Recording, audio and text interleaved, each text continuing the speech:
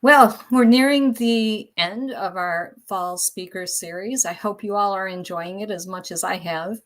Our next presentation is a rebroadcast of a panel from Rehumanize International's 2024 convention, which was held this past weekend in Atlanta, Georgia. Rehumanize, in case you don't know, is a nonprofit organization that's dedicated to promoting a culture of peace and life. Please enjoy this session on politics and a consistent life ethic, which features ASP National Committee member and chair of our Georgia chapter, Bill Fleming. All right. Welcome back to day 2 of the Rehumanize conference. I am Jack Champagne. I'm the executive director. Pleased as always to be here. I am so pleased with the fact that I am missing a title fight between Liverpool and Arsenal. Most of you don't know me well enough to know how big of a deal that is, but trust me when I say that I'm doing a lot for you guys. I will probably be catching snippets of it to 12:30 when we break for lunch, but it's all good. I'm happy to be here to promote the consistent life ethic. It was brought to my attention yesterday via email, thank you, that we should be cognizant of the fact that those of you who are live streaming are in fact participants and are present here at the conference. So during the Q&A sessions, please make sure to field questions from the chat as well. Some of you had also expressed interest in networking during the breaks and at the end of the sessions. Which we will enable that as well.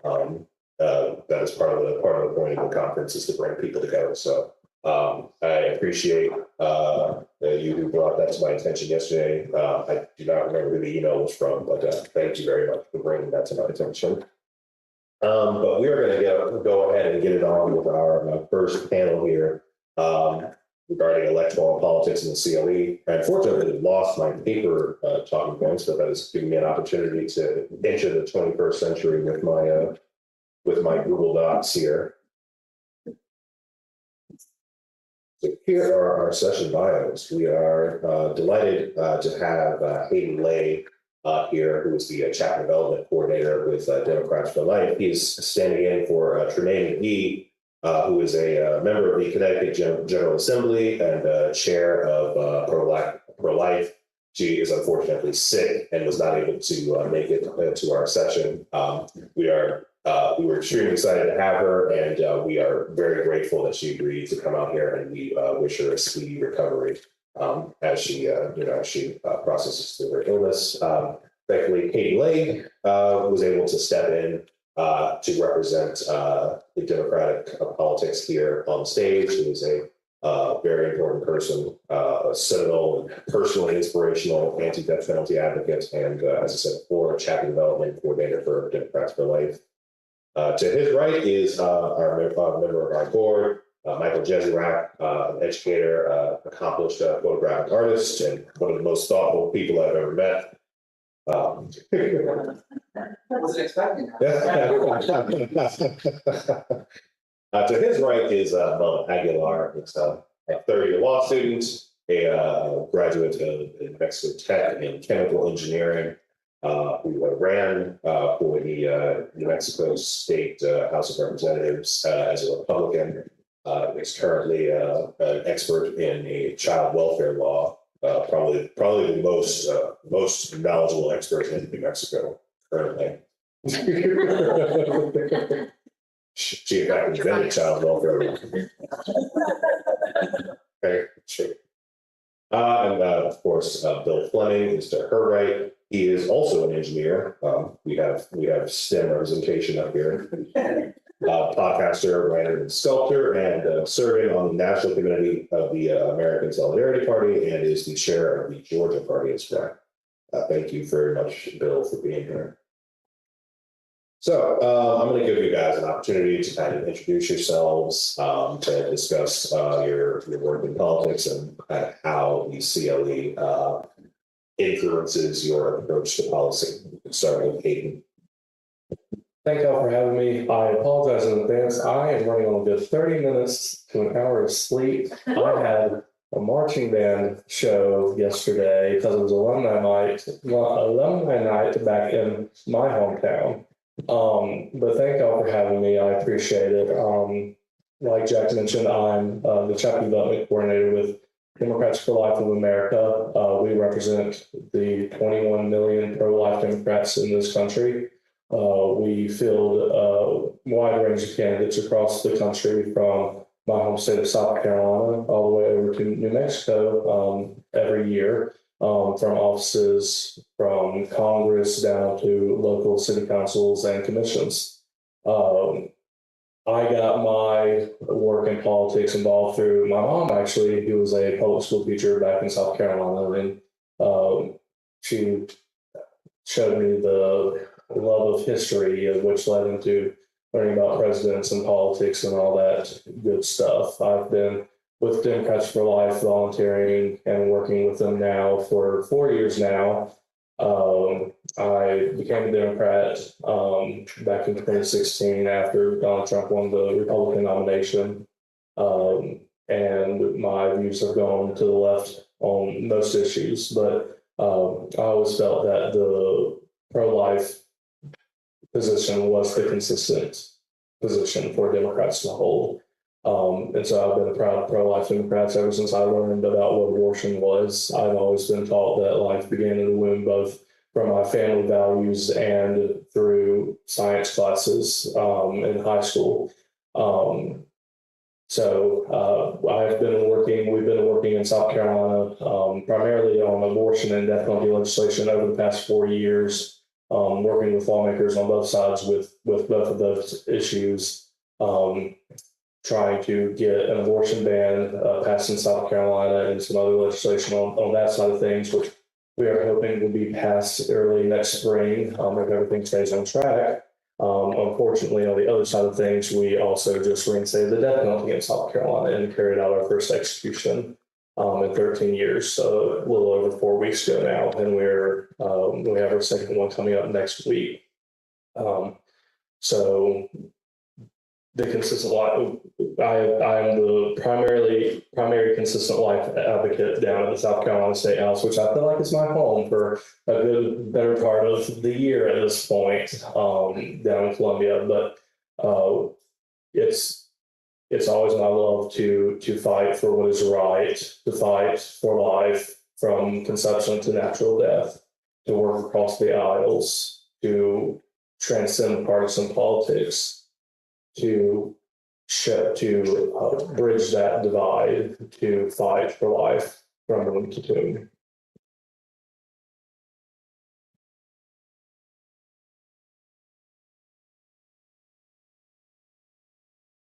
Thanks, David. My name is Michael Jesuak. I was a high school teacher for 8 years and currently am sort of in a role that I consider education adjacent in my professional life. But so I've not worked explicitly in partisan politics. I volunteered in different ways, and I have an undergraduate degree in both history and a unique program, shout out to Xavier University, called Philosophy, Politics, and the Public, that kind of was formative for my political consciousness in those college years because it involved political science courses, philosophy courses, and history courses with the same cohort of people. We're a pretty diverse, politically diverse cohort of people that allowed for robust conversations and I think in many ways challenged me, hopefully for the better.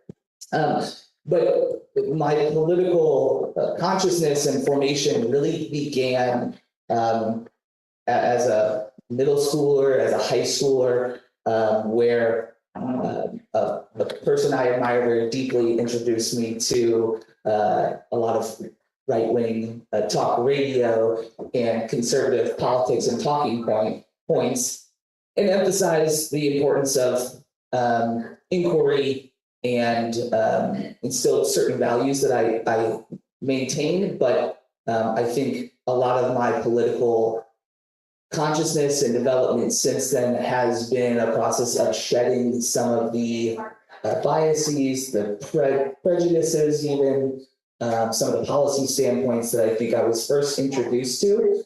And I think the real through line in my own life has been less of a label of conservative or Republican, certainly Republican, but less of the label of conservative. And I've tried to orient myself most fully around my faith as a Catholic, and as someone who taught Catholic theology courses to high schoolers. I think that process really forced me to more deeply engage the intellectual tradition that came out of the institution of the Catholic Church and the thinkers that shaped it. And I try to let those things shape me and inform me as I engage with political issues today and in our world, and navigating these tensions I feel between being an idealist and a somewhat of a realist, and trying to think prudently about what are these issues that are before me in 10 days, as Maria mentioned, or these candidates that are before me, and what is the genuine realm of possible change that can be made through each of those issues or candidates, and allowing for prudential judgment and reflectiveness to try to guide that decision-making process. Just very briefly, I volunteered for some Republican campaigns, both in St. Louis at the county level as a teenager, and worked on a city council campaign in Cincinnati, and remain an avid sort of news follower. But I think it's important to note here that I've never worked in the political realm, and don't claim to speak explicitly for any political party, and certainly not for my employer. Don't look them up. Hi, I'm Melba Aguilar. I'm going to start pretty early. So I grew up in deep poverty, and then I was a teen parent. And I have to start with that experience because it's part of what brought me into this space, which I was 16, super low income, and the year from graduation. And my son had serious medical anomalies that were identified around 5 months. And I was advised to abort strongly. And our first meeting with the genetic counselor, they told us that he probably had trisomy 18, and they characterized that as being fatal. And I loved him already, and so couldn't. And I didn't have a well-formed conscience around life yet. I just loved him, and so couldn't. And he was born, and he did have anomalies, but no genetic disorder. He was about to turn 18 in a few months, and he's thriving, he's wonderful, and I'm so glad you do. So that's a big part of my formation. And then I went to college and did chemical engineering, which was a great time. I think it still kind of forms the way that I think about systems. And then I was a teacher for a long time, and I worked at a Title I school in rural New Mexico, and met lots and lots of kids who were, having the kinds of experiences that I had, and some who were having much more challenging experiences than I had had. And so few of them had any kind of real recourse or any real hope of the future. And that's why I wound up running. And so I did run in 2022. I was not successful, and I think much of why I was not successful is that I was very uncomfortable. I think voter could tell in describing myself as a Republican. Because until a few years before that, I had been in decline to state for a long time. So I have these views about life that don't fit well in a party, and so I understand why a lot of people don't feel comfortable being a Republican. But actually, over time, my comfort with that has grown substantially, and that's grown, I think, as the kind of new right space has become more prominent. So what else did I want to say to you? I am a third-year law student now. I work in child welfare, and really my whole perspective is around protecting child welfare, protecting the family, encouraging human thriving, and what that looks like. So, right.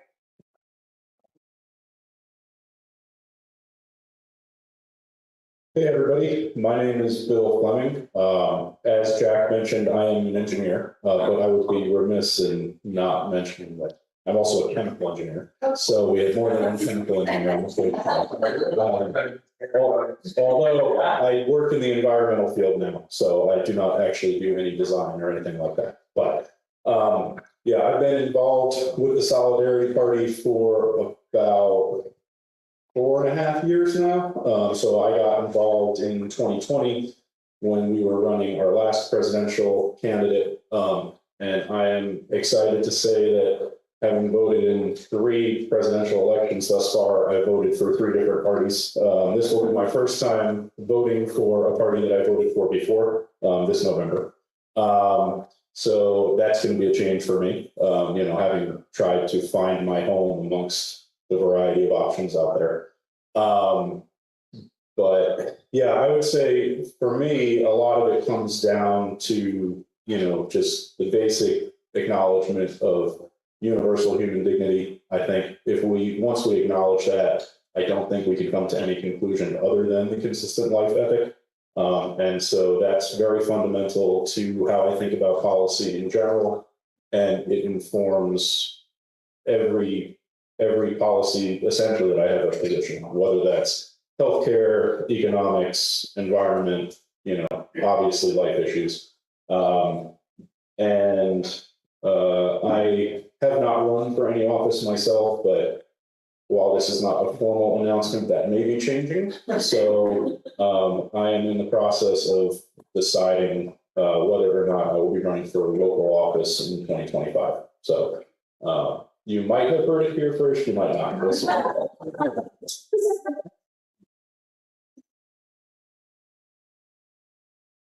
On that same note, I will formally announce my campaign for city council in Lahal, South Carolina next year.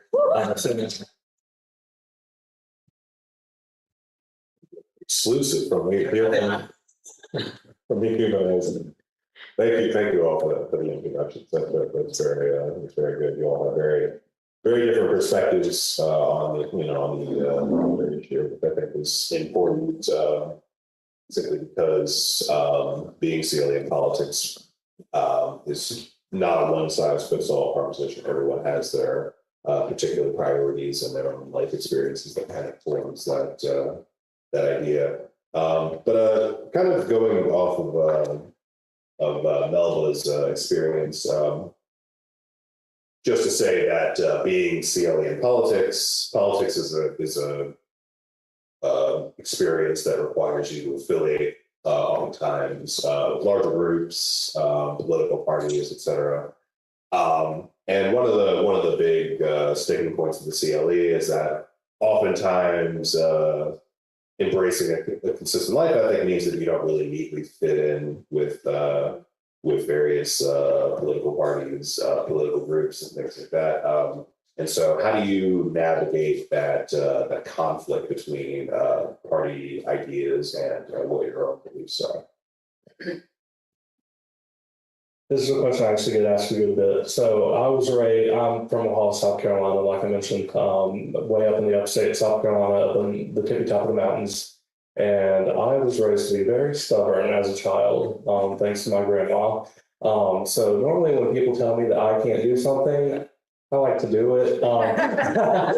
So when people told me that you can't be a pro-life Democrat, I was just like, well, now I have to be a pro-life Democrat. So I went and did some digging, and I found Democrats for Life, and now I work for them. So don't let people tell you that you can't do something, because you definitely can, and I'm proof of that. But I think we are starting to see, particularly in the Democratic Party, and I think the Republican Party faces this a lot too, but with especially a lot of the recent ballot initiatives, but the Democratic Party is very much going it's going in the direction of the pro-abortion side. They've been going that direction since Bill Clinton and the FACE Act back then. And even in the southern states, it's been a challenge in recent years. In South Carolina, we only have 2 pro-life Democrats left in the entire legislature, both in the House. Both are very, very good. Love them, but It's getting increasingly harder to run as a pro-life Democrat in America. And that's the primary thing that we're fighting for is the inclusion of pro-life Democrats in our parties, to be able to have that voice to run, to retake seats that we've lost long ago across the South. Last year we had Brandon Presley, who is cousins with Elvis Presley. There is a relation on that end. Pro-life Democrat. He ran for governor of Mississippi last year.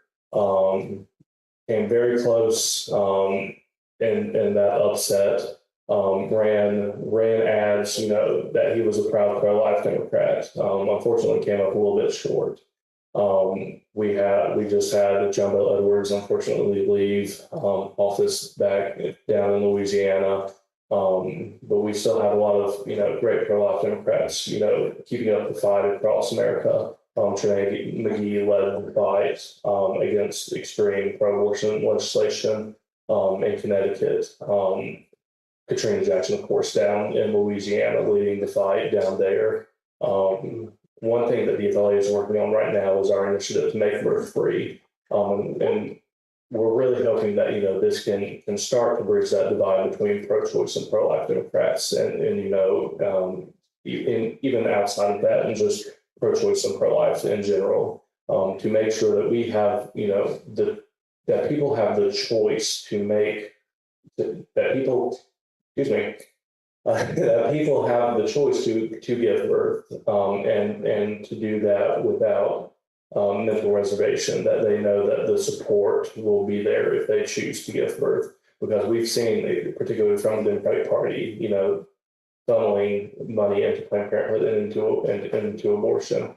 Colorado, many states have, eliminated their, Colorado's trying to right now, actually, in many states, also are trying to eliminate their bans on taxpayer funding of abortion. And we've seen a major attack on the Heidemann at the federal level from some Democrats in Congress, and even the Biden-Harris administration.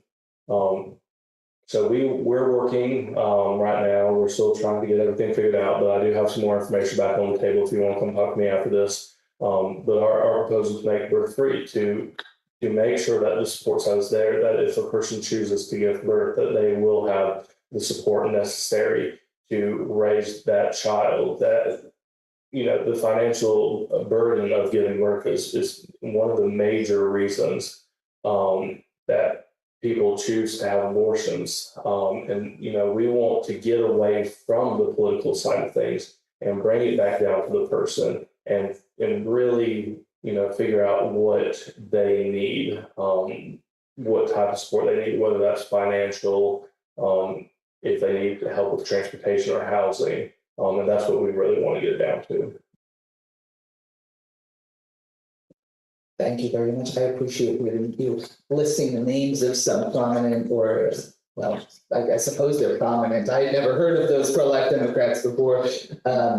But I would encourage all of our audience, if you're interested in that, to look them up and see how you can support their efforts. Jack, remind me of your question. Yeah, so recognizing that in politics you're required to affiliate, how do you navigate the conflict between those affiliations and the CLE? Thank you. I think there's two things I wanted to say on this. The first is a real attentiveness to the issue, ballot initiative, or the office for which I am voting, and the powers that particular office has. I think the way a lot of politicians reach voters is often by affiliating with whatever the sort of base issue, the base of their party is interested in. And sometimes that can be quite inflammatory, frustrating, but the office to which they aspire does not actually have power over some of those issues. And so being really intentional about thinking about what is the office that the person will occupy is something I would encourage us to think about. And I say office because it's more than just a set of policy positions. The person making the decision, the temperament, the ways that they, the appointments that they may make from that office are things that I think any prudent voter should really take into consideration. And then the second thing I would say is more how we form our political beliefs and how we test them. And so it's kind of become common in the last few years, at least in the sort of manosphere that I sometimes listen to talk about steel man an argument. And I sort of refer back to there's a spiritual practice that St. Ignatius of Loyola, the founder of the Jesuits, had, where he, when men in formation would come to him and tell him that a certain spiritual practice they didn't think was working well for them, spending an hour in adoration or whatever, was not filling their hearts or deepening their love of Christ in any way, that he would actually recommend that they act against that impulse. And the Latin term for this was agere contra, to act against.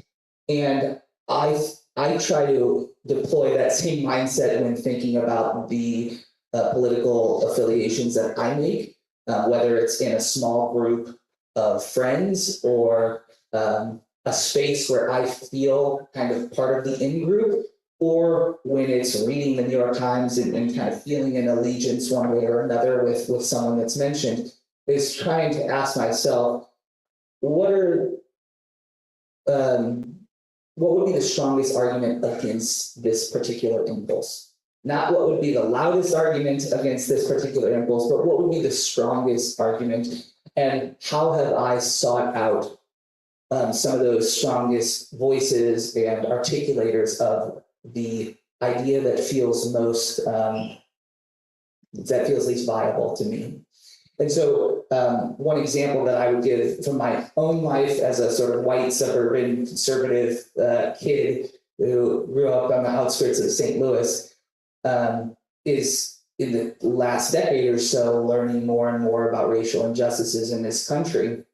I think one of the most valuable voices to hear out is Ta-Nehisi Coates, who wrote the case for reparations in the Atlantic. He's most well known for, and has made his recent book has also made quite a splash and a lot of controversy around it. And I still have I think considerable issues with different views of his, but he is one of the most powerful articulators of ideas that I was not predisposed to agree with.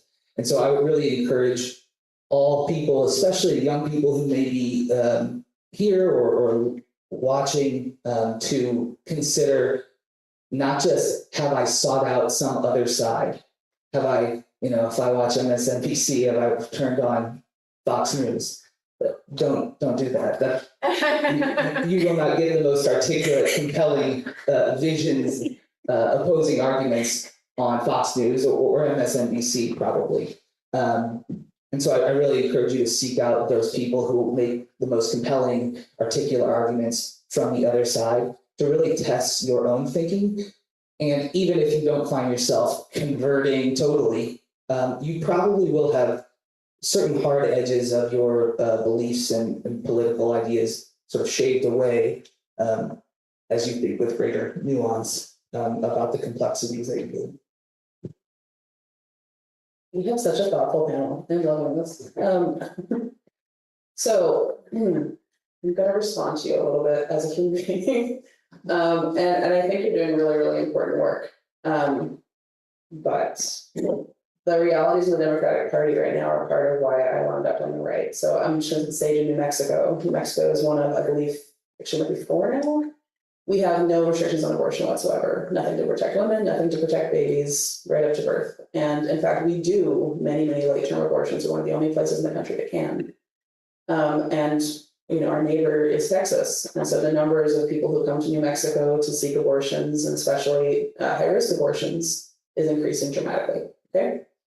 In New Mexico, we have a really large Catholic population. I'm a Catholic too. And so for a long time, we were kind of a purple state, and we were a state where someone could say, I'm a Democrat, but I believe in protecting life. I'm a Democrat, but I'm pro-gun. There was a lot of, I think, kind of nuance in New Mexico. And very, very rapidly, really in like the last 10 years, that's changed. Not so much in the voters, but very much in the platform and the party. So we had in our legislature, probably half of the Democrats were at least somewhat pro-life. And one by one, they were primaried. And the last of those went out in, I think the last one was 2020. And now there is no pro-life Democrat in New Mexico in any station where they're willing to talk about it. So that's the beginning. So when I ran, because I didn't know what I was doing, I knocked on everybody's door. I had a little app that said, here's where Republicans live, but I just didn't feel right about that. So I knocked on everybody's door. So I knocked on thousands and thousands of doors, and of every political persuasion. And what I found out is when you actually talk to people, regardless of what they put on their little form, their concerns are very, very similar. The things that they actually want to raise with you are very, very similar. And in fact, there is a lot of nuance still within the voter base in New Mexico, and I'm sure everywhere else too. And so what you have is a lot of people who have these grave concerns, who feel that they can't vote any other way still because they don't feel represented in the Republican Party, and they're certainly not being represented in that capacity by the Democratic Party. So we have a lot of voters really who are just not being represented, a lot. Like in New Mexico, it's probably 30–40%. So that's the space we're in. So at the vice presidential debate recently, J.D. Vance was answering the abortion question, and one of the things he said was, and I think there was a lot of pushback on this from the pro-life community, but what he said was, we have to rebuild trust. And I love that comment, because I think that really understands why there is so much hesitancy around this question.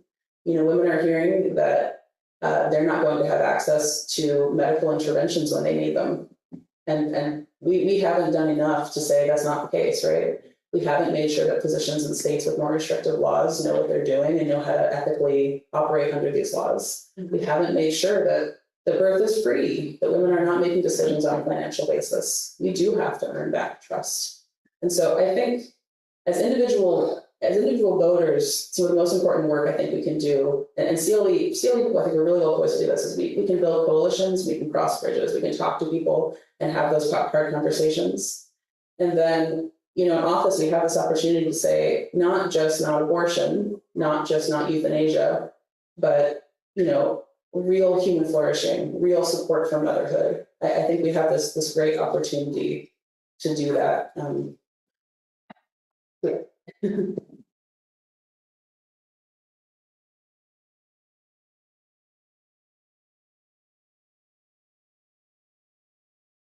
So as I was thinking about this question and also listening to everybody else, the thing that kind of kept coming back to my mind was that we need to reject this idea that the party affiliation is essentially like tribalism, right? We need to be more open to disagreeing with people in our own parties. And you know, we used to have that in this country. We used to have a wide variety of views within the Democratic Party, within the Republican Party. And over time, the parties have primaried those candidates and gotten them essentially thrown out of office. And it's interesting to me as somebody who about 9 years ago, kind of stepped out of that kind of duopoly system.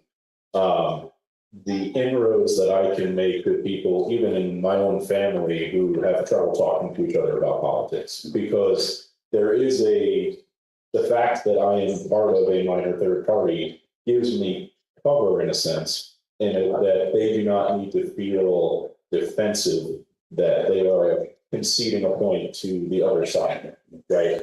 And so I think we need to regain that comfort in like affiliating with people who we disagree with. And there's a weirdness with saying I'm a Democrat and I'm a Republican, in that you automatically feel a kinship with other Democrats or other Republicans, even when you do have substantive disagreements that you might not even really know about, because you're just assuming they think what you think because they affiliate the way you affiliate.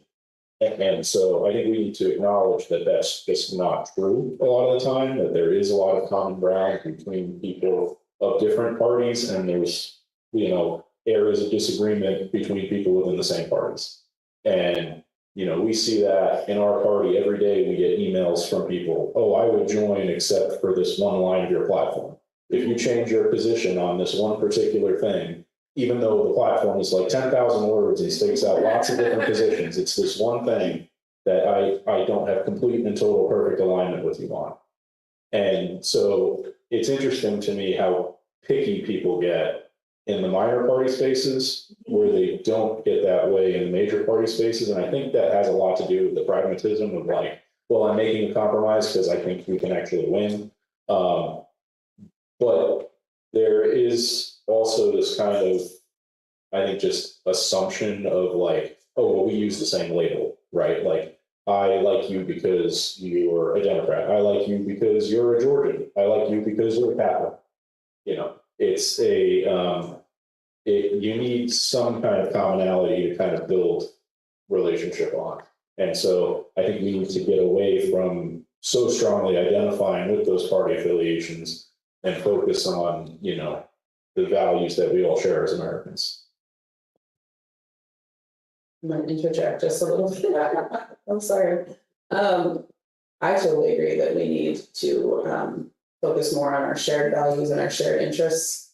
I just want to make one point, which is that decisions are made by people in the room.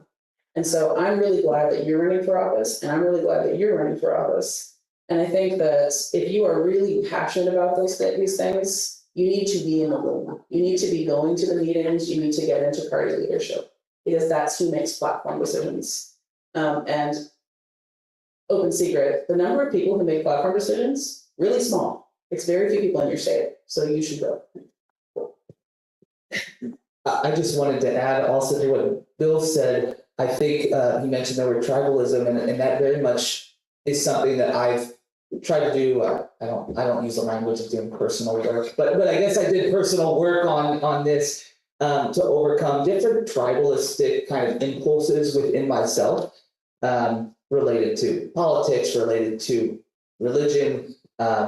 And I think that would be another piece of advice that I would sort of invite others to consider of what are the tribes that make you feel comfortable, and how do you work against your sort of natural inclination to sort of give favor to that tribe.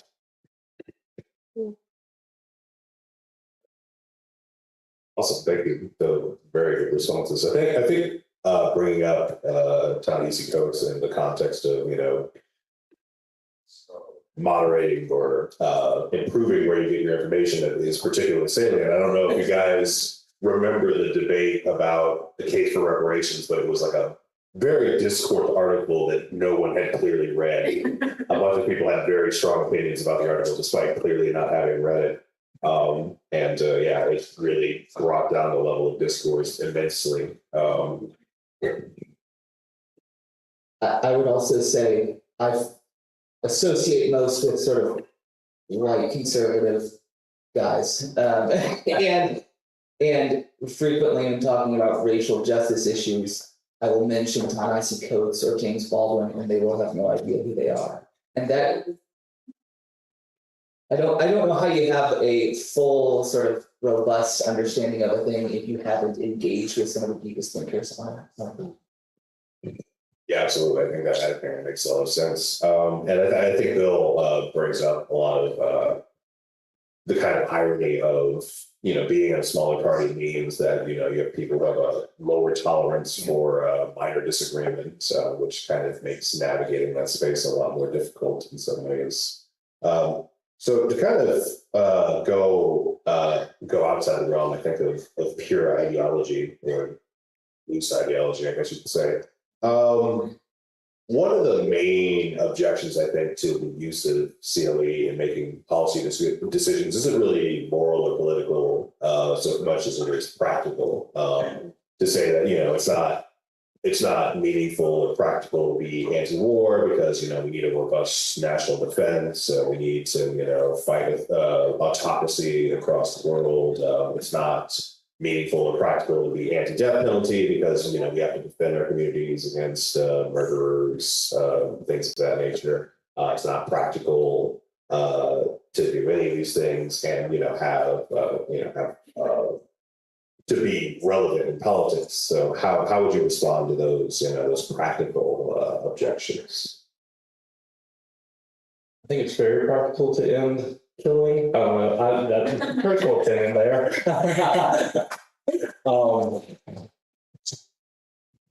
I think it's very practical to. I was actually having a debate on Twitter at Lord knows when last night about this actually. I think it's very practical to end the killing across the board. I think the best way to support America is to support peace across the globe.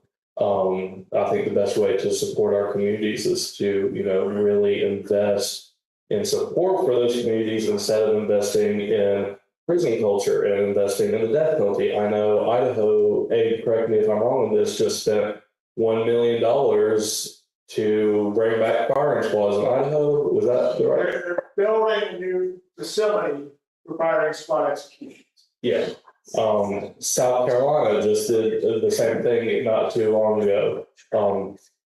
Why don't we put that money to good use? Again, kind of what I was saying earlier, a lot of Democrats are, wanting to remove restrictions on taxpayer funding of abortions. I think, that's kind of the first step. We need to keep those policies in place, keep the policies that keep the government from funding the violence in place, keep the Hyde Amendment, keep those restrictions on abortion, keep the restrictions on abortion funding, start to put less towards our defense budget and more towards our peace budget across the board, both domestically, locally, and abroad. I think that's the first step is, really just put those funds into, look into where those funds could really go into better resources instead of funding our death penalty because, it's a long argument, against the death penalty, that it costs a lot more to execute somebody than to just keep them in prison. I don't necessarily think that's the best case either, but start looking at, where could we better use these funds to prevent violence from happening in the first place so that we don't even need a death house to begin with, that we don't need abortion facilities in our community. Start putting those funds that are used towards abortions towards better supporting pregnancy centers in our communities, putting them towards making the financial burden of giving birth less, and reducing those types of financial burdens. And I think that's the first step that we need to take.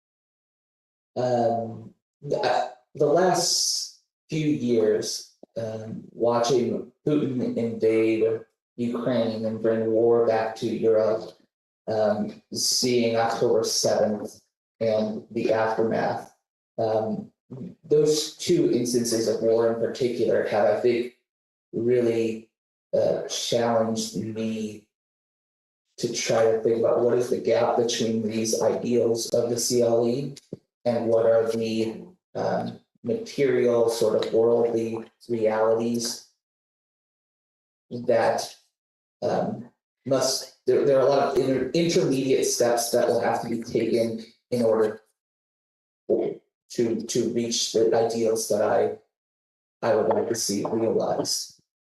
And I guess my shortest answer to your question, Jack, is that I think I'm still grappling with that myself of like, how do we bring the ideals of the CLE to practice?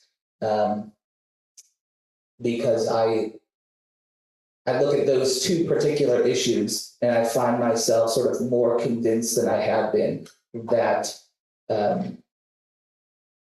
the military industrial complex, the United States military, the United States Navy maintains an international order that more or less prevented war, widespread war. And that complicates a lot of how I have to think about. I don't know. I think you're seeing the real grappling that I'm trying to do in my own life, and I don't have clear answers on those areas of foreign affairs. But I think in many ways, all life issues, there are such deep complexities that we have to acknowledge that regardless of whatever policy may be instituted at a governmental level, there's the personal level that also has to be overcome, the impulse towards violence, the sort of personal renewal that has to ultimately take place if the sort of holistic, totalizing vision of the world that I think the CLE would be a part of has to encompass. It can't simply encompass the realms of governmental politics. It has to deal with politics at a community level and politics at a personal level, at the level of disposition and sort of personal morality. And so it's a very live question for me. So I think there's this kind of open question right now, which is what does it even mean to, and I'm getting this, I swear. What does it even mean to be someone who is on the right in this moment? Because the right is a very, very big tent. And I think one of the answers to that is a willingness to deal with kind of painful complexity, a willingness to embrace pragmatism where necessary. And I think that's why you end up seeing a lot of STEM people on the right too, because we're kind of trained in thinking like that. And so I'm extremely put off anytime there's kind of a bloodthirsty call to engage in war. But I share this feeling that the United States having a strong military acts as a very, very effective deterrent for a lot of conflicts internationally. And I think that's valuable, right? And I think that can prevent loss of life. That can be consistent like that position. I would prefer we not do war as much as possible, but I think as having that capacity and kind of being the world's police force does have real value sometimes. Yeah, so broadly, I think I don't totally agree with the delineation between morality and practicality. I think that morality has to embrace the realities that we exist in and the political realities and the pragmatic realities. But our goal should always be to preserve life, to preserve human value, to preserve dignity. But there are some pragmatic realities in that are unpleasant. Yeah, so on the one hand, I kind of want to reject the premise of the question because I don't think that being pragmatic means we don't hold to principles. I think we can be strong in holding to the principles that we hold while accepting, progress, even if imperfect, and moving in the general direction that we want to go in. I was talking to Abe right before this, and we were talking about kind of the work that Death Penalty Action had done in Ohio in dealing with ending the executions of the mentally ill.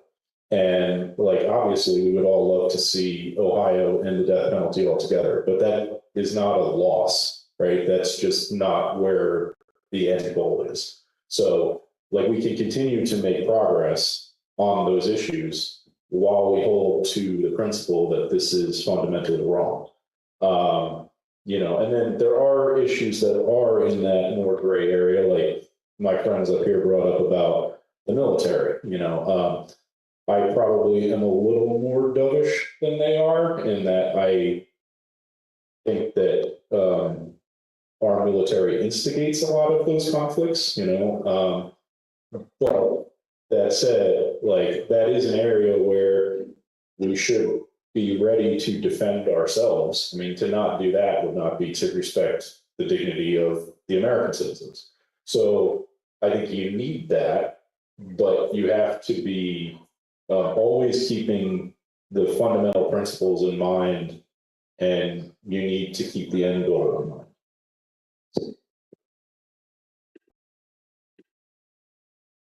On the death penalty specifically, I also want to say I don't think there is a pragmatic upside. Like, it doesn't save us even money. It does nothing. So there's no conflict there. I think that's that's a very thoughtful sequence of thoughts. I think I would trust you guys less if you were not grappling with the issue. These are, not trivial, and they're not simplistic. And I think that a willingness to admit that the complexity leads to sometimes messy and uncomfortable conclusions or political conclusions is a level of honesty that is oftentimes lacking, particularly in this space. I think that there is an obsession with moral purity that is simply not feasible or responsible. I will say, on a personal level, my earliest political involvement was in the opposition to the Iraq War during the Bush years, and I think one of my first great political frustration was a lack of clarity in the actual principles behind the opposition to the war. Are we opposed to the war because it's unjust? Are we opposed to the war because we support the Hussein regime? Are we opposed to the war just for a personal dislike of Bush? Are we generally opposed to militarism, the American military-industrial complex, or just the Bush administration in particular? And I think a failure to grapple with those questions was a great failure of the anti-war movement. And so a willingness to grapple with those questions, I think, is very significant. But more in that vein, I think one of the big critical issues with regards to the CLE in this particular space is that a lot of the times you will have someone who broadly agrees with CLE, but the way that they prioritize individual issues differs. You'll have someone who is, who will vote strongly against American involvement in war, strongly against the death penalty, but are, not willing to make abortion a political priority, or vice versa, right? They're willing to vote single issue on abortion, but to kind of disclaim the rest of the issues. So kind of give me an idea of how you order those priorities, how you navigate that as someone who believes in a seamless garment, so to speak, and how you would respond to that ordering of goods. I think I am pretty equal when it comes to most things on the CLE. And I think I might be a little bit more hawkish than some of y'all when it comes to war and stuff like that. But as far as, death penalty, euthanasia, suicide, abortion, those are all very strongly held beliefs. I'm on the board of South Carolina Youth for Alternatives to Death Penalty. I've worked with the Death Penalty Action to, restart the anti-death penalty movements in South Carolina. I also, spend half my working hours down at the State House with lawmakers trying to figure out, how we're going to get our abortion bans passed.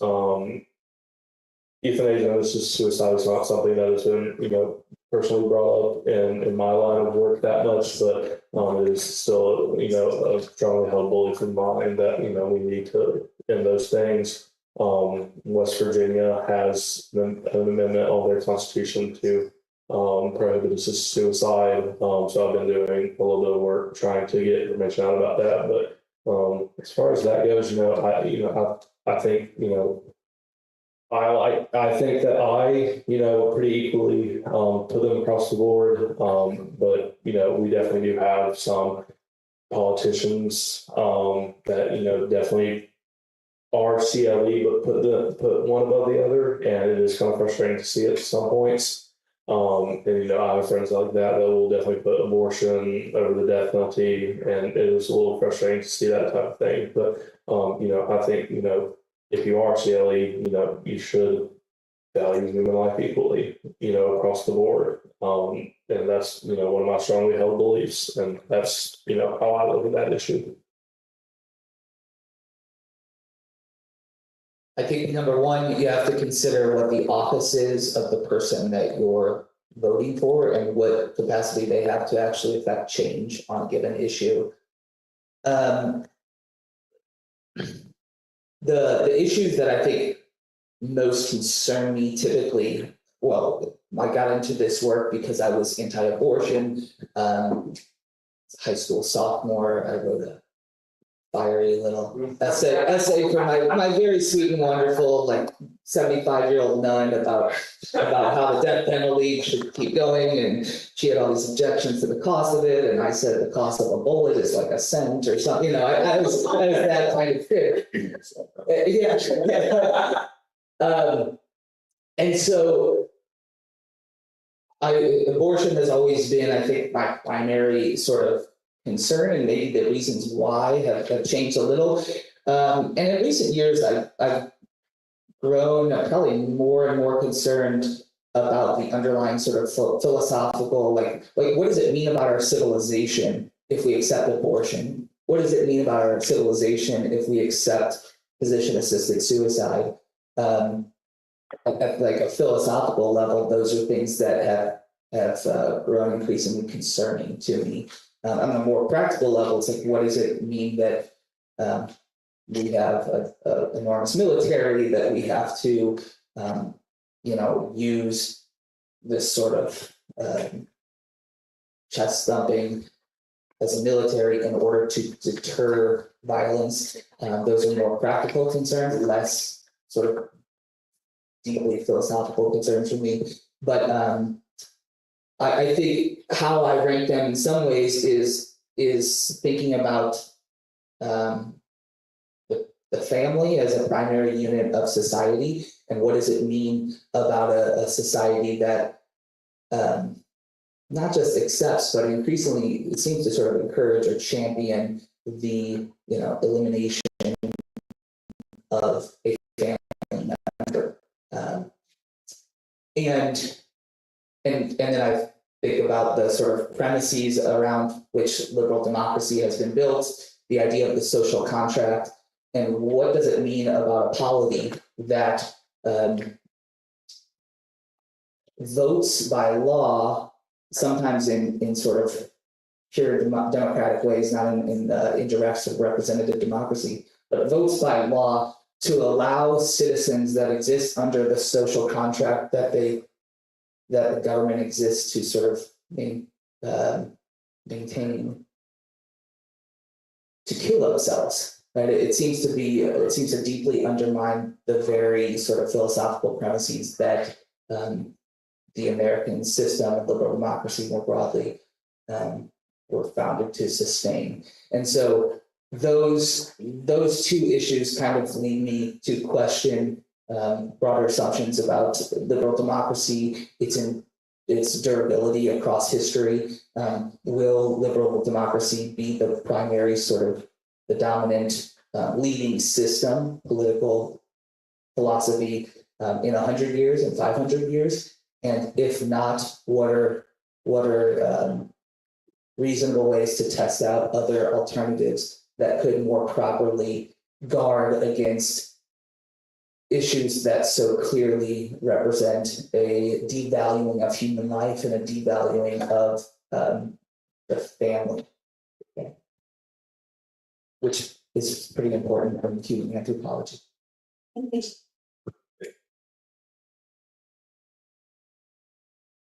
I guess I would say how we order these priorities as individuals and how a politician does are not necessarily the same calculus.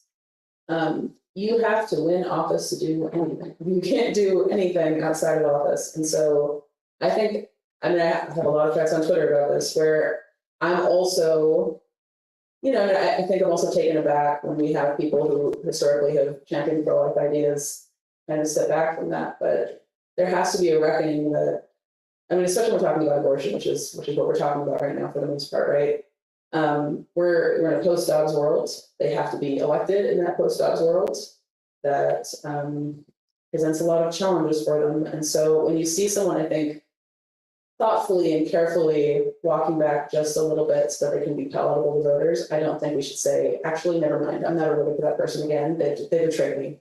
Because that person is still in the right direction, right? They're just embracing political realities, and it sucks, but it is the way it works. So I think as individuals, we should be concerned when someone is not treating all human life as equal, right? We can have those kind of more aggressive conversations. But I do think in political space, they have to appeal to all of their voters. So I want to just agree with all of that. I think for me personally, the two biggest animating issues for me are the issue of abortion and the issue of the death penalty. I think that's in part because of what I've been exposed to and what I've continued to expose myself to in terms of what I read, what I listen to, what I watch.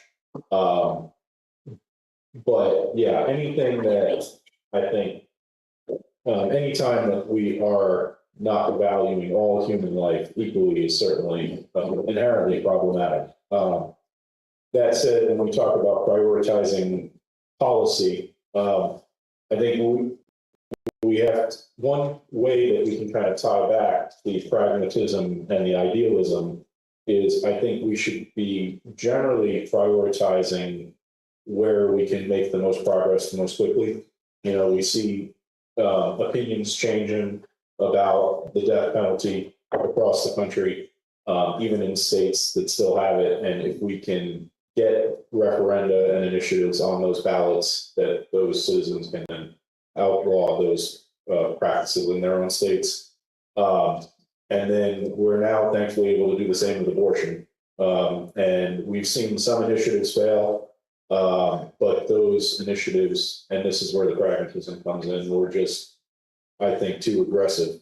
And the reality is, when you look at the polling on abortion, it actually looks pretty good in terms of the fact that Americans are not satisfied with Roe. They're not satisfied with the status quo and the availability of abortion.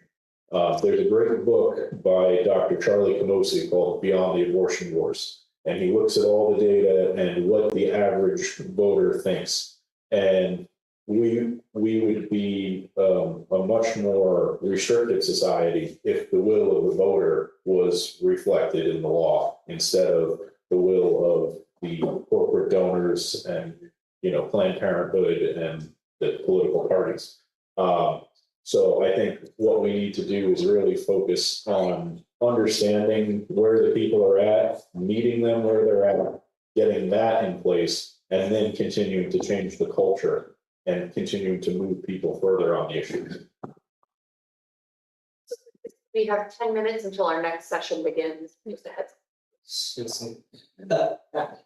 As you were both speaking, I thought directionality versus sort of purity is one framework that I maybe think in, and I tend to agree that I think personally want to purify my own sort of impulses and thinking, and have to be okay with politicians that are directionally moving in the right direction. And then I would use as a metaphor, you don't win a chess match with the first move of the pawn. There are a lot of intermediate steps.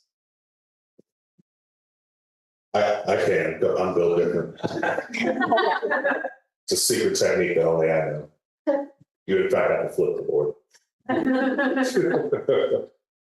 So we have some questions from the chat. We probably only have time for two of them, and in the interest of time, I'll limit responses to 60 seconds apiece. So I think this one is for Hayden in particular. The question is, how are pro-life Democrats treated within the larger party as a whole and socially?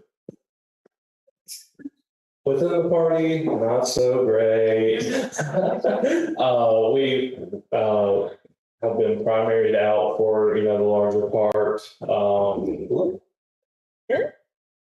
Okay.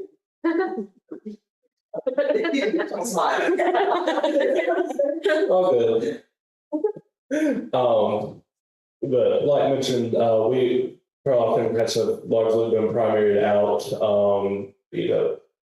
And even outside of the primaries, I've just been voted out as polarization has, swept across the nation. And a lot of southern states where, a fun fact that I actually surprised a lot of people, most of our pro-life Democrats remaining are in states like Connecticut, Rhode Island, more Democratic strongholds, whereas, some of where a lot of our Democrats are starting to go away is places like Kentucky, my home state of South Carolina, Georgia, Alabama, and across the South, where polarization is just swept across. And people in South Carolina, we're one of the less remaining states that you can vote straight party. So people will go and click Republican, and that's about it. And that's been a very difficult thing to overcome for both pro-life Democrats and, of course, our third parties and places like that.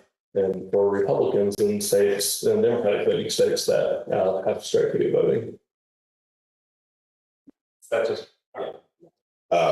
If you're wondering who our semi-regular guest is, it's my daughter Charlotte. She is a little restless, but that's fine. She was welcome on stage because she's a performer. She's a diva. So the last two I think are probably related, and I apologize in advance for only giving you 60 seconds to answer it. So the first question is, why is war so often the one issue that otherwise CLE individuals will make exceptions for? And how can we promote global peace and American legislation? Solve this problem in 1 minute or less. I'm probably not the best person to answer this, so I'm just gonna.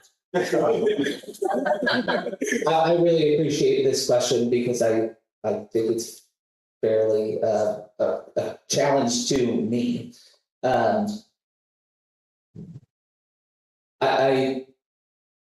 I think there's a sort of historical, intellectual history of the history of the just war theory, making exceptions for war as being moral, and I sort of subscribe to that again as a sort of under this rubric of pragmatism a little bit, and I think it's a fair question. Part of it is also the general ignorance that most people, not just Americans or voters, but I think people have about foreign affairs and the general sort of opacity of military operations. It makes it very tough for me to sort of effectively evaluate it the way that I might if I were poring over data that were collected by the CDC to inform a moral argument to reflect off of politicians' words and journalists' words, where there's such a rich conversation in the United States about the abortion, death penalty, euthanasia, and other issues, whereas I feel just much less informed and aware of all of the elements that go into warfare and peacekeeping and societal stability that prevents war before it happens. So I really appreciate that challenge. It is a great challenge.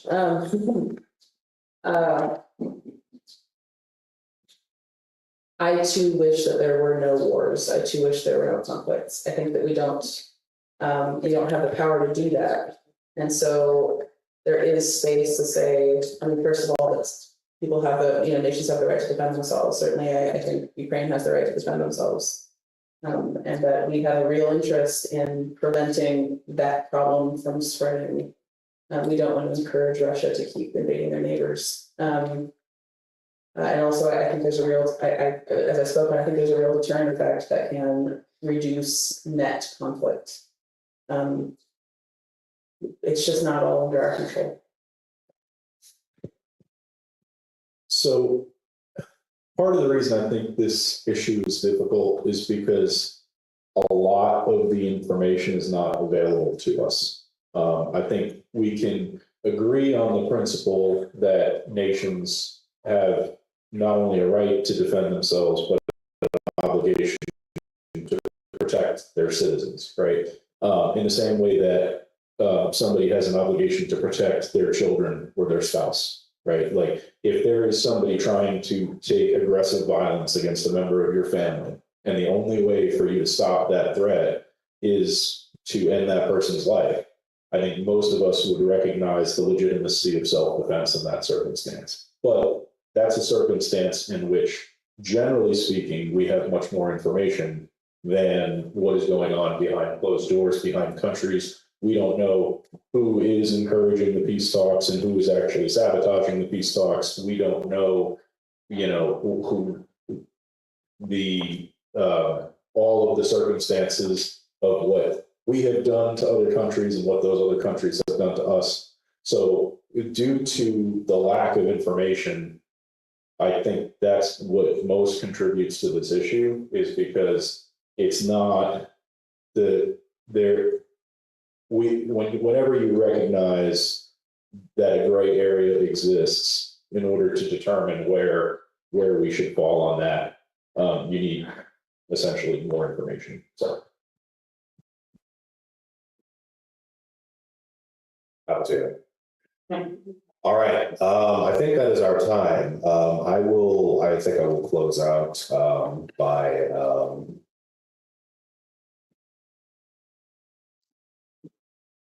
I myself, someone who would like to grapple with the complexities of being anti-war in particular, but with regard to military policy. My father, who was a U.S. Army Ranger, who had to live out his worst nightmare of having a pacifist for his son,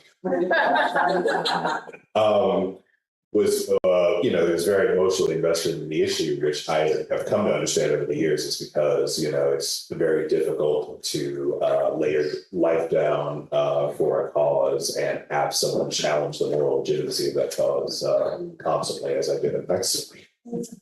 But returning to AJ Musty and pacifism and class war, he makes a very cogent point that the price of advocating nonviolence is to recognize the structural nature of violence and to agitate against it. And I think with regard to war, the extraordinary complexity of structural violence as it exists internationally and the recognized right, even within the CLE, towards self-defense makes the issue one in which a level of complexity that is probably not existent in other CLE issues exists. And so I don't believe that that is the result of an excessive tolerance of militarism on the part of CLE people. It's simply a recognition that the spectrum of acceptable opinion for somebody with those values is a lot larger.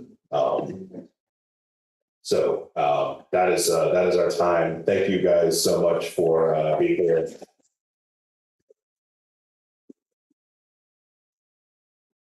I think some very good questions, very cogently and thoughtfully, and we are very delighted to have you here. Okay. Yes, sir.